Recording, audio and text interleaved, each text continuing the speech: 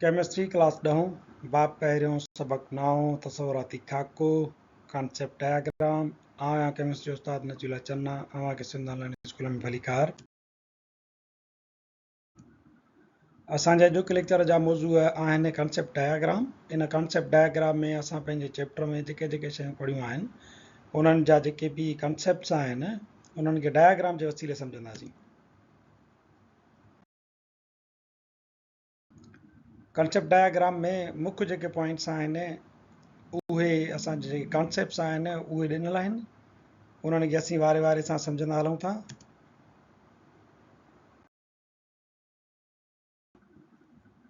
Concept diagram असीं जेको पहिरियों चैप्टर में कॉन्सेप्ट पढ़ियो हुयोसीं उहो हुयो कीमियाई अमल या केमिकल रिएक्शन। कीमियाई अमल अहिड़ी तब्दीली खे चइबो आहे जंहिंमें जेको मादे जी स्ट्रक्चर आहे ऐं जेका कंपोज़िशन आहे उहा तब्दील थी वञे। कीमियाई अमल असांजे आस पास हिकिड़ा त पंहिंजो पाण थींदा रहनि था ऐं कुझु जेके कीमियाई अमल आहिनि उहे असां पाण खे केमिकल लेबोरेटरीज़ में इंडस्ट्रीज़ में वॾे पैमाने ते पिणु कंदा आहियूं। कीमियाई अमलनि जा ॿ क़िस्म थींदा आहिनि। हिकिड़ो थींदो आहे इरिवर्सिबल रिएक्शन यानी मोट न खाईंदड़ कीमियाई अमल या अणमोट कीमियाई अमल।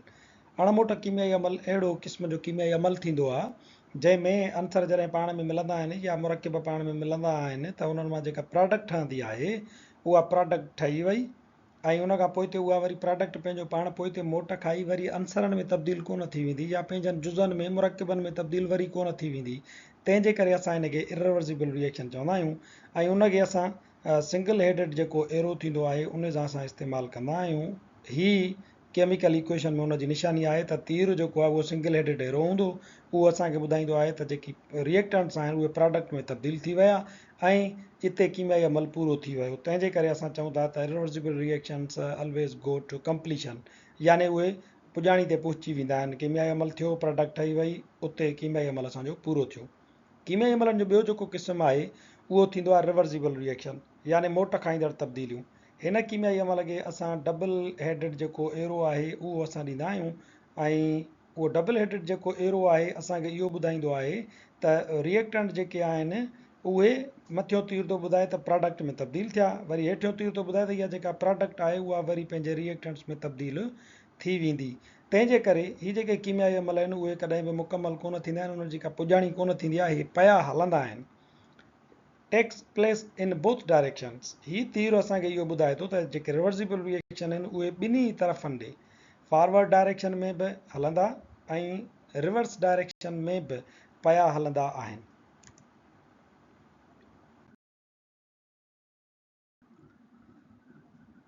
ॿियो कॉन्सेप्ट असां इहो पढ़ियो हुयोसीं त रिवर्सिबल रिएक्शन जेको आहे उहो जेॾी महिल जो हुनजो फॉरवर्ड जेको असांजो रिएक्शन आहे, rate of forward and reverse reaction becomes equal. जेकी असांजो रेट ऑफ फॉरवर्ड रिएक्शन आहे यानी फॉरवर्ड रिएक्शन जी जेका स्पीड आहे ऐं बैकवर्ड जेको रिवर्स रिएक्शन आहे उनजी जेका स्पीड आहे उहे ॿई पाण में हिकिड़े नुक़्ते ते हली करे बराबरि थी वेंदा आहिनि ऐं जॾहिं उहे बराबरि थी वेंदा आहिनि त उन पॉइंट खे असां चवंदा आहियूं इक्विलिब्रियम स्टेब्लिश्ड, यानी हाणे जेको तवाज़ुन आहे उहो असांजो तवाज़ुन हाणे हासिलु थी चुको आहे। ऐं इन इक्विलिब्रियम जेको तवाज़ुन हुयो असां उनजो हिकिड़ो कॉन्स्टेंट बि कढियो हुयोसीं, इक्विलिब्रियम कॉन्स्टेंट, जंहिंखे असां केसी सां ज़ाहिर कयूं पिया।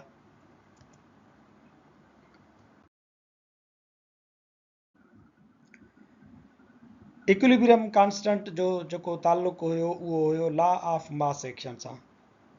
लॉ ऑफ मास एक्शन यानी मास एक्शन वारो कानून असांखे इहो ॿुधाए पियो त rate of reaction is directly proportional to active mass of the substance, यानी कंहिं बि कीमियाई अमल जी जेका स्पीड आहे उहा जेके सब्सटेंस थियनि था उन्हनि जे एक्टिव मास सां सिधी निस्बत रखंदी आहे। यानी जेकॾहिं तव्हां वटि मिसाल जे तौर ते एक्टिव मासिस घणा हूंदा त तव्हांजो रिएक्शन जेको आहे उहो तमामु घणी स्पीड सां हलंदो। जेकॾहिं एक्टिव मास जेके आहिनि उहे घटि आहिनि त तव्हांजो रिएक्शन जेको आहे उनजी जेका स्पीड आहे उहा बि घटि रफ़्तार वारी हूंदी। एक्टिव मास सब्सटेंस जो बि थींदो आहे, हीअ त रिएक्शन जी ॻाल्हि थियल आहे त उनजो रेट केतिरो आहे, पर को बि सब्सटेंस जेको रिएक्शन कंदो आहे उन जी स्पीड जो दारोमदार बि उन सब्सटेंस जे एक्टिव मास ते हूंदो आहे।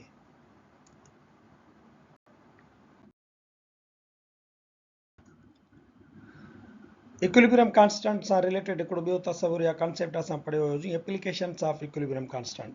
एप्लीकेशन्स यानी उन जा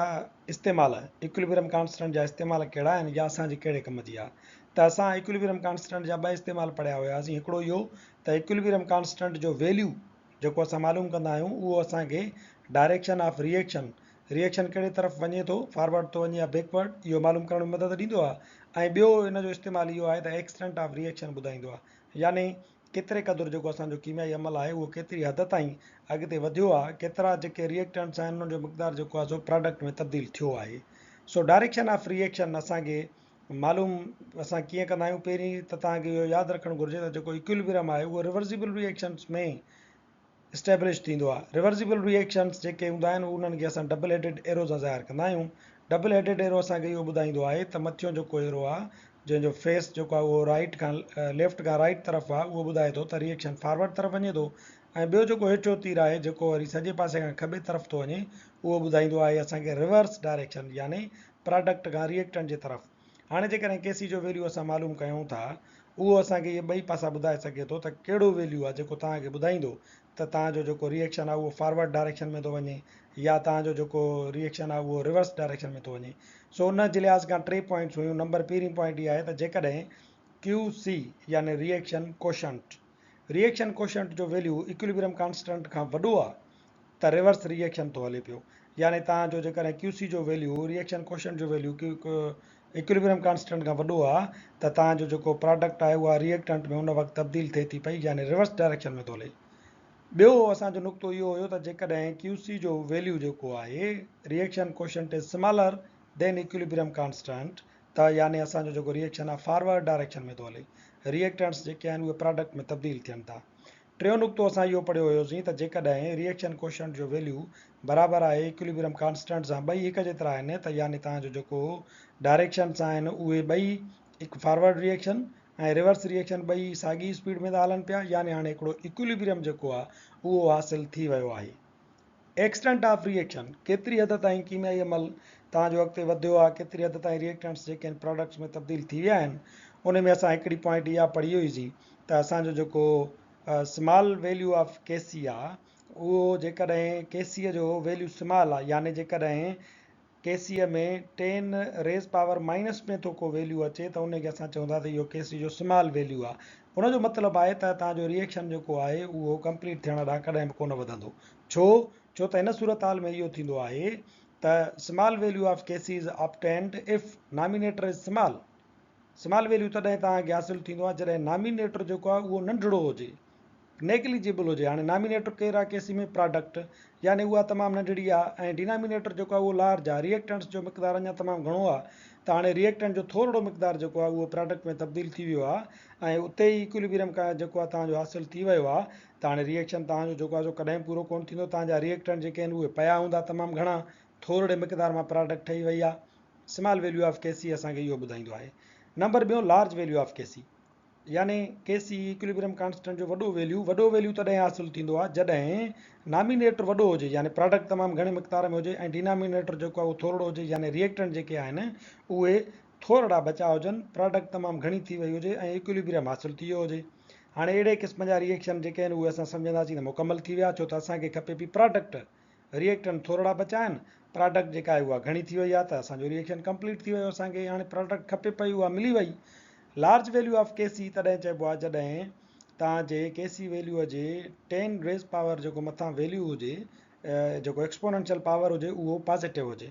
नंबर 3 पॉइंट इहा हुई त जेकॾहिं तव्हांजो केसी जो वैल्यू मॉडरेट थो अचे ॿिन्ही जे विच ते आहे न 10 रेज़ पावर को माइनस आहे न 10 रेज़ पावर को पॉज़िटिव आहे तव्हांजो जेकॾहिं पॉइंट्स में जवाबु थो अचे या होल नंबर्स में जवाबु थो अचे त इहो मॉडरेट वैल्यू ऑफ केसी आहे इन जो मतिलबु हूंदो आहे त तव्हांजो इक्विलिब्रियम जेको आहे उहो हाणे हासिलु थी चुको आहे प्रोडक्ट ऐं रिएक्टेंट जेके आहिनि उहे ॿई बराबरि ऐं कंपेरेबल मिक़दार में मौजूदु आहिनि असांजो अॼोको लेक्चर हिते पुॼाणी ते पहुचे थो वरी हाज़िर थींदासीं नए वीडियो लेक्चर सां गॾु